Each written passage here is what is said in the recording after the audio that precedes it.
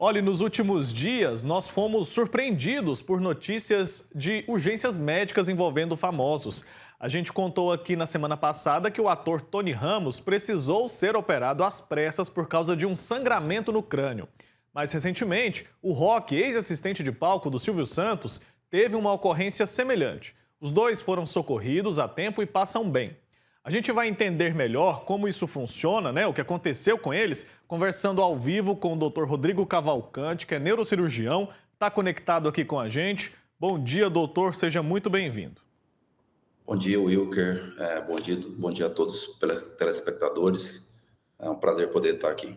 Prazer recebê-lo também, doutor. Ao ser levado lá para o hospital, o ator Tony Ramos passou por exames. Foi descoberto então que ele havia sofrido um hematoma subdural. Queria que o senhor explicasse para a gente do que se trata esse problema. O hematoma subdural é nada mais que uma coleção entre o crânio e o cérebro, uma coleção de sangue e outros líquidos. Essa coleção, geralmente, quando ela vai dar sintomas no paciente, ela comprime esse cérebro e começa a dar, principalmente, o principal sintoma é a cefaleia. A cefaleia é o sintoma em 60% dos casos. E por que que nós estamos vendo isso a cada vez mais? Porque a nossa população está envelhecendo. O hematoma subdural crônico é extremamente prevalente e incidente na população acima de 65 anos, no número que chega a ser 4 vezes a proporção que nós temos nos adultos.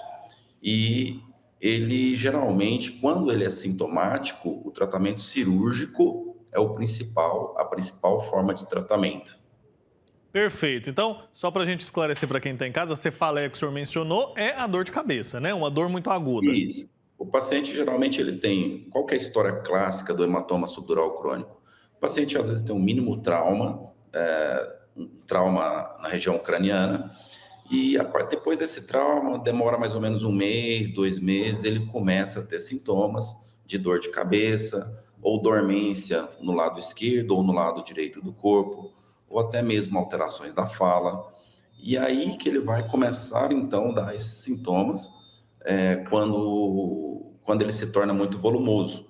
E o paciente começa a ter sintomas que simulam muito um AVC, um acidente vascular encefálico.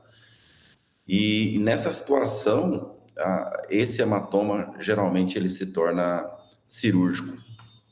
Perfeito. Então, só para a gente entender também, o que o Tony Ramos teve não foi um AVC, é um outro tipo de sangramento, né? Que acontece numa outra Isso, região que é fora do cérebro, é?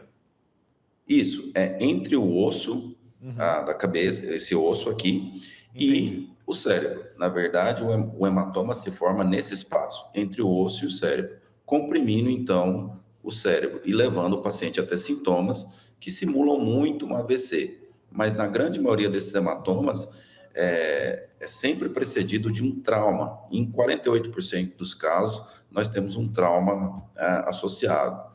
E por que na população idosa? Na população idosa, com o envelhecimento, o nosso cérebro atrofia um pouco. E essa atrofia cerebral leva a uma facilitação do acúmulo de líquido, desse sangue que não foi coagulado. Perfeito. O Tony Ramos passou por uma cirurgia, né? Ele foi levado para o hospital, precisou fazer uma cirurgia para drenar esse acúmulo de sangue. Eu queria entender um pouco melhor como que essa cirurgia acontece. Assim, nós então indicamos a cirurgia para o tratamento do hematoma subdural crônico nos pacientes que têm sintomas, basicamente. Como que é feito o procedimento cirúrgico? Então, o paciente geralmente é levado para o centro cirúrgico sob anestesia geral e nós temos duas opções mais comumente utilizadas. Fazer dois furinhos no crânio e drenar esse hematoma, lavando bastante essa cavidade para evitar uma reformação do hematoma. E nós temos uma opção de fazer uma craniotomia. O que que é isso? A craniotomia? Eu retirar uma porção do osso craniano, abrir essa membrana que reveste o cérebro, que se chama dura mater, e drenar esse hematoma. Essas são as duas opções que nós temos do ponto de vista cirúrgico. Tá explicado. Aí depois de alguns dias desse susto, né, o Tony Ramos saiu da UTI e foi para a unidade semi-intensiva. Mas aí ele teve um novo sangramento e ele teve que voltar para a mesa de cirurgia. O hospital disse que ele teve distúrbios de coagulação que provocaram novos hematomas intracranianos. Isso é comum de É que, acontecer? na verdade, Wilker, isso é extremamente comum. Numa proporção de 10 a 20% dos casos, após uma primeira cirurgia, nós temos a recorrência dessas coleções. Isso pode acontecer por um ressangramento devido a algum distúrbio da coagulação do paciente. E nesses casos, quando acontecem essa esse ressangramento, o tratamento de escolha preferencial é a craniotomia, ou seja, a gente faz uma pequena abertura no crânio, depois a gente recoloca esse osso, faz a drenagem do hematoma e, na grande maioria dos casos, o resultado é bem satisfatório. É um resultado muito satisfatório. Doutor, então na maioria dos casos que acontece esse tipo de sangramento, a pessoa sobrevive. Na grande maioria, sim. O que é a grande maioria? Em mais de 80% dos casos, tem um excelente resultado. Os pacientes geralmente ficam bastante satisfeitos, os familiares também. Mas a gente tem que entender que, como toda cirurgia, ela tem seus riscos, né? Uma cirurgia neurológica não é uma cirurgia simples, mas essa recorrência, como aconteceu no caso do Tony, um caso que acontece no nosso dia a dia. A própria literatura médica nos fala isso, como falei, de 10 a 20% dos casos. Mas geralmente a recuperação leva também um sucesso muito, muito bom, como aconteceu no caso dele. Graças a Deus ele tá excelente em casa, se recuperando super bem. Perfeito, doutor. Eu disse no início da nossa conversa sobre o Roque, que é ex-assistente de palco do Silvio Santos. Ele também foi levado para o hospital com um sangramento na cabeça. Mas o caso dele foi diferente. Foi dentro do tecido cerebral, mas na parte frontal da cabeça. Esse é o caso do AVC. Qual que é a diferença dos dois casos? O AVC, nós temos dois tipos principais. Um, que é o mais comum, que é o isquêmico, que é aquele que falta a chegada do sangue para o cérebro. E o AVC que o Roque teve foi um AVC que a gente chama hemorrágico, que corresponde a 20% dos AVCs, que é o sangramento cerebral, geralmente devido a uma hipertensão intracraniana, ou seja, a pressão alta. A pressão alta leva a esses sangramentos. E nesse caso, geralmente acontece de forma bem abrupta, com uma dor de cabeça muito súbita, associado, na maioria dos casos, com uma pressão arterial elevada.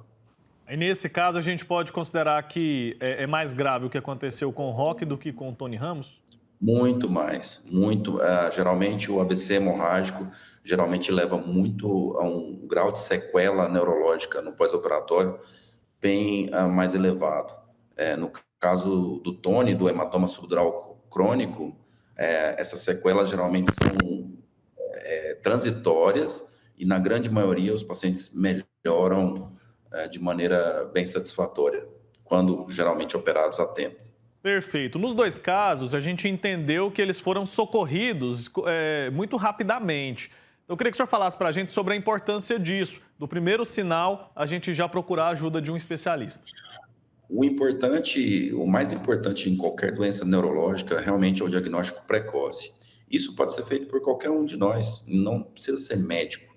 Se você nota que o paciente tem um aparecimento súbito de uma fraqueza de um lado do corpo, ou do lado direito, ou do lado esquerdo, se esse paciente tem uma alteração da fala súbita, ou seja, começa a ter dificuldade para falar, se esse paciente refere uma dormência de um lado do corpo, ou do lado direito, ou do lado esquerdo, ou se tem um desvio da rima labial, uma paralisia facial, nós devemos imediatamente contactar o SAMU ou os bombeiros para levar imediatamente esse paciente para o atendimento hospitalar. Imediatamente. Isso é de fundamental importância. O tempo do início dos sintomas até o primeiro atendimento realmente dita toda a conduta posterior. Então, isso que a população tem que ficar bem inteirada, ou seja, é muito importante identificar qualquer uma dessas alterações e imediatamente procurar uma ajuda ou através de um transporte via SAMU ou bombeiros para um atendimento hospitalar o mais urgente possível.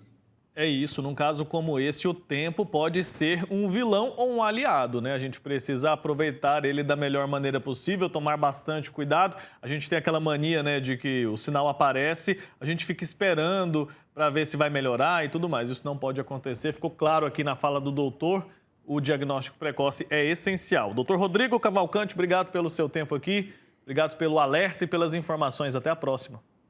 Muito obrigado, Wilker, e muito obrigado pela participação. Eu que agradeço. Tchau, tchau.